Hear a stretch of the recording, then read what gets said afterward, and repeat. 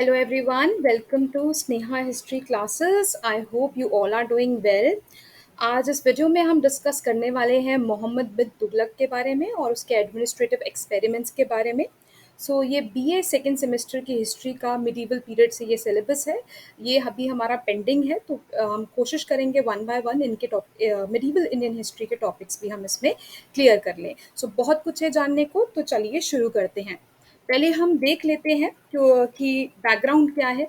अलाउद्दीन खिलजी के administrative reforms हमने already discuss कर लिए हैं। उससे रिलेटेड वीडियोस अगर आप देखना चाहते हैं तो आप प्लेलिस्ट में जाके सेकेंड सेमेस्टर के जो सिलेबस है उसको देख सकते हैं। तो आप देखेंगे कि जब अलाउद्दीन खिलजी की डेथ होती है तो उसके बाद आप देखोगे कि कोई भी एफिशिएंट रूलर रहता नहीं है खिलजी डायनेस्टी में, जिसकी वजह से खिलजी डायनेस्टी का जो डिक्लाइन है का प्रोसेस है वो शुरू हो जाता है। जो मलिक काफूर था, जो कि एक काफ़ी फेथफुल सर्वेंट था अलाउद्दीन खिलजी का, and he was very close to Alauddin Khilji. उसका डिज़ायर था कि throne, he desired the throne. तो वो जितना भी जो फैमिली मेंबर्स थे अलाउद्दीन के, उन सबको वो ही try to destroy everybody in order to get the throne.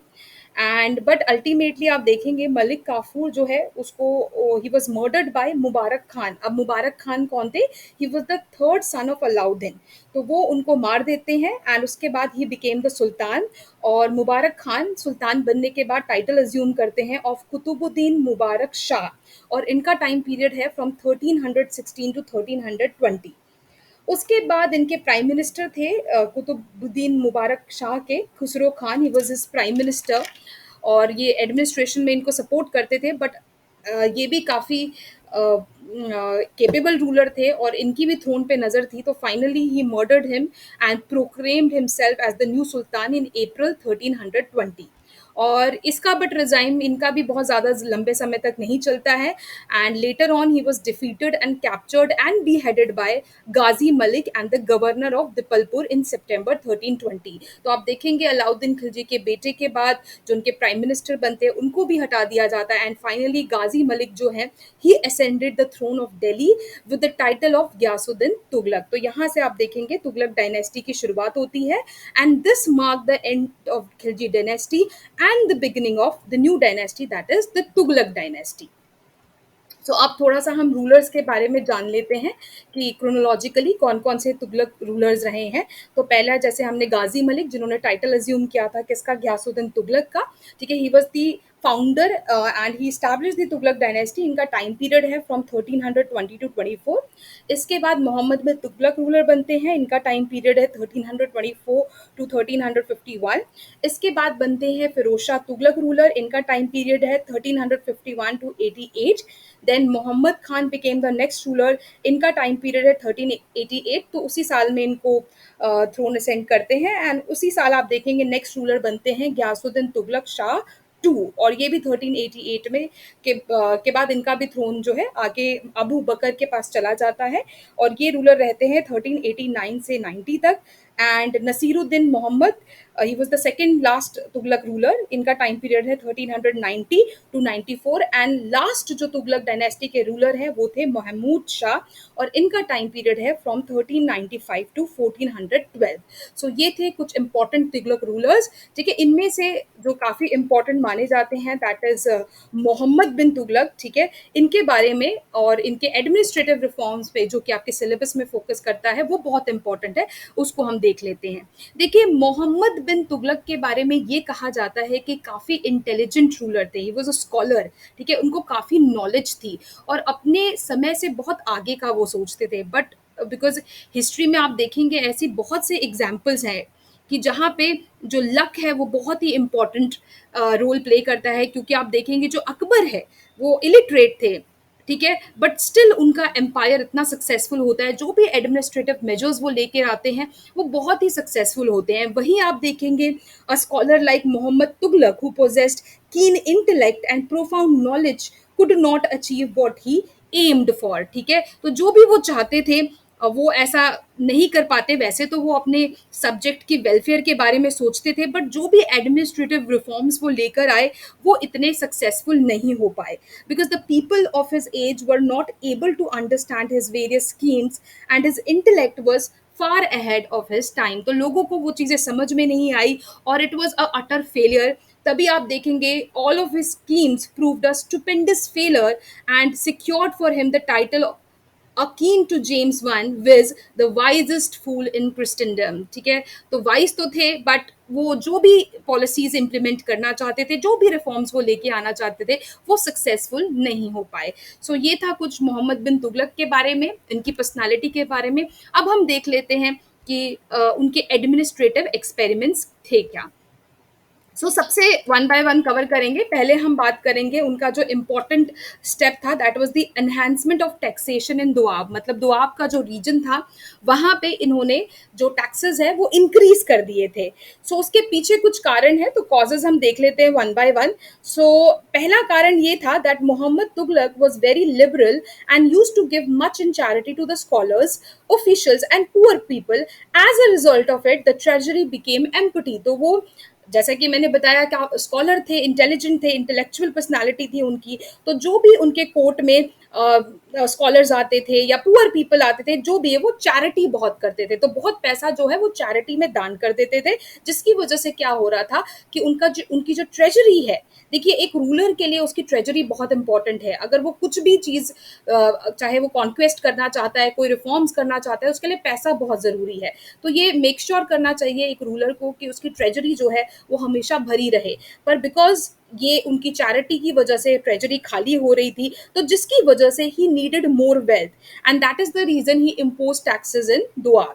एक तो ये कारण होता है। दूसरा आप देखोगे, the sultan required wealth to fulfill his grandiose imperialistic ambition by conquering and annexing the southern kingdom in his empire। तो आप देखेंगे मैक्सिमम रूलर्स जो हैं वो यही चाहते हैं कि उनका एम्पायर जितना ज़्यादा हो सके उतना बड़ा हो।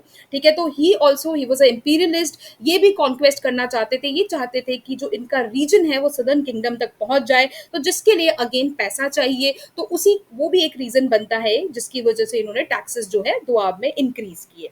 एक और रीज़न ये है that Muhammad Tughlaq introduced this measure in order to make the administration more efficient and raise the military strength of his empire।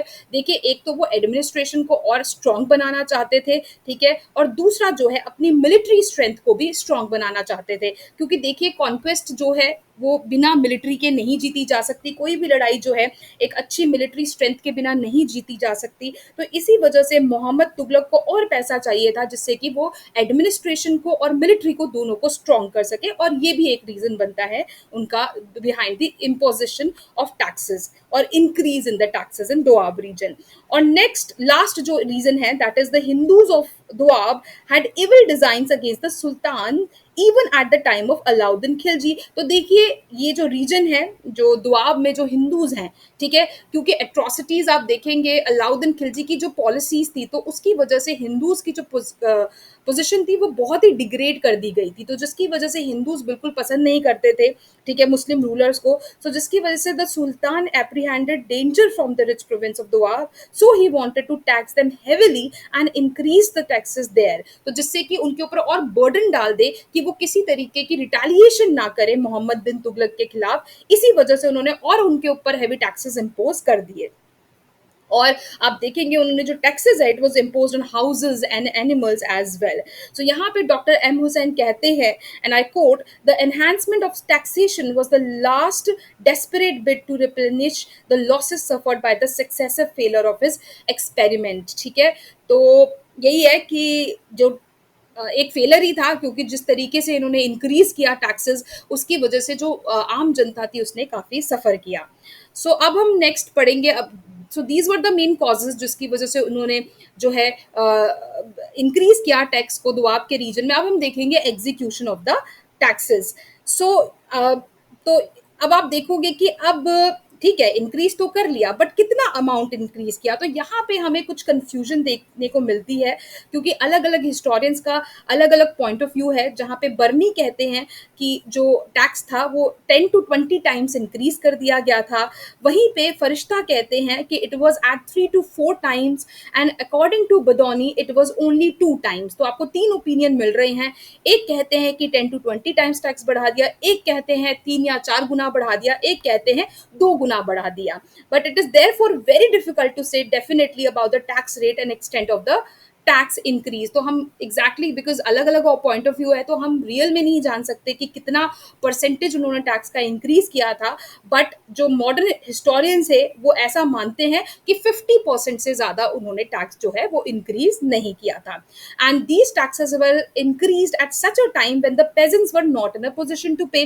सो देखिए सबसे खराब बात तो ये रही कि जब ऑलरेडी ड्राउट था, फेमिन था, उस समय पे टैक्सेस जो है इंक्रीज किए गए, जो जो कि आम जनता ऑलरेडी सफर कर रही थी, और बिकॉज उन पे डबल बर्डन कर दिया गया तो उनके लिए टैक्सेस पे करना बहुत ही मुश्किल हो गया था. एंड इसी वजह से जो है जो पेजेंट्स है they left their lands and retire to the jungles, क्योंकि अब उनके पास कुछ बचा ही नहीं है. न खाने के लिए टैक्सेस कहाँ से पे करेंगे, वैसे ही फसल अच्छी नहीं हो रही है, ड्राउट है, फेमिन है, तो जिसकी वजह से they went to jungles. And और यहाँ पे मतलब जब ये खबर सुल्तान को मिलती है कि जो पेजेंट्स हैं वो जंगल की तरफ चले गए हैं, तो the sultan felt irritated and indignant at his failure and ordered to hunt down these fugitive farmers like wild beasts and got a countless of them killed. तो ये एक बहुत ही नेगेटिव स्टेप लिया सुल्तान ने. उन्होंने एक तो प्रॉब्लम नहीं समझी पेजेंट्स की, ऊपर से उन्होंने क्या किया, हंटिंग पार्टी भेज दी और उनको जंगल से हंट किया. वो पहले ही इतने परेशान थे और उनको और हंट करके उनको मारा गया. तो ये एक बहुत ही नेगेटिव स्टेप था अब मोहम्मद बिन तुगलक का.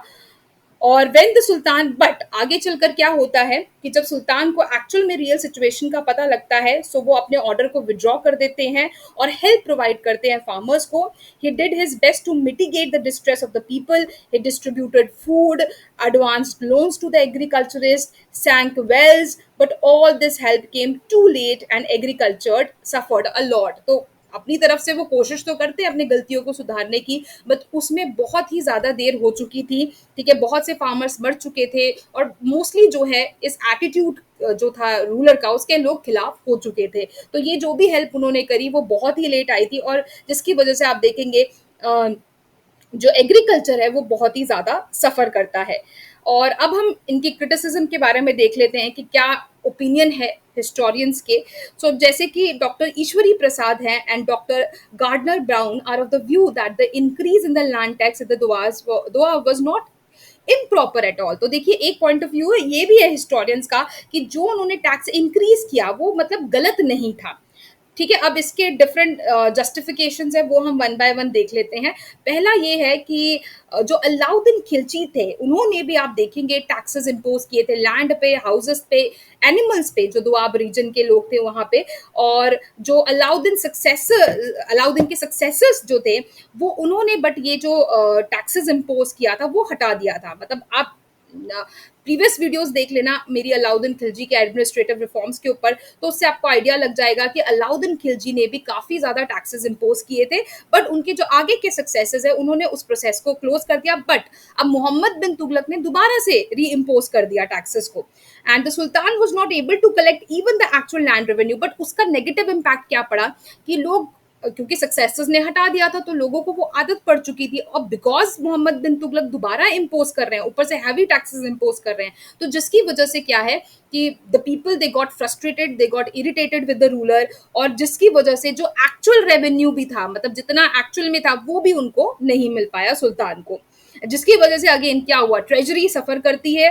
And the ruler he also became very unpopular among the farmers and the common people. ठीक है, तो एक ये है क्रिटिसिज्म. नेक्स्ट हम देखते हैं, the Doab was a fertile and prosperous region and as such it was in no way politically wrong to increase the taxes there. तो यहाँ पे एक पॉइंट ऑफ व्यू ये भी है कि ये कहते हैं कि ये रीजन काफी प्रॉस्परस था, फर्टाइल था, तो अगर बढ़ा भी दिया टैक्स तो उसमें कोई गलती नहीं है. देखिए क्रिटिसिज्म आपको समझना पड़ेगा. देखो क्रिटिकली एनालिसिस, हिस्ट्री में बहुत बार ये क्वेश्चन आता है कि क्रिटिकली एनालिसिस दी एडमिनिस्ट्रेटिव रिफॉर्म और एनीथिंग, तो उसमें आपको दोनों चीजें लिखनी है. आपने पॉजिटिव नेगेटिव पॉइंट भी लिखने हैं जरूरी, मतलब जो भी आपकी बुक में अच्छा अच्छा नहीं लिखना, आपको उसको क्रिटिकली एनालाइज भी करना है. बट इसका मतलब ये नहीं है कि उसमें सब कुछ नेगेटिव है, तो आपको दोनों चीजों में you have to try to create a balance. तो थर्ड यहाँ पे ये पॉइंट ऑफ व्यू है कि जो रियल एम था behind this increase was to raise a strong permanent army for the security of the country and to maintain peace, law and order for the sake of running the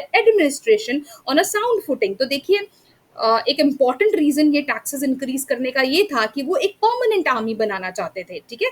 एक तो conquest के लिए भी उस आसानी होगी अगर एक परमानेंट आर्मी रहेगी, और दूसरा कि जो पीस है, लॉ एंड ऑर्डर भी मेंटेन रहेगा।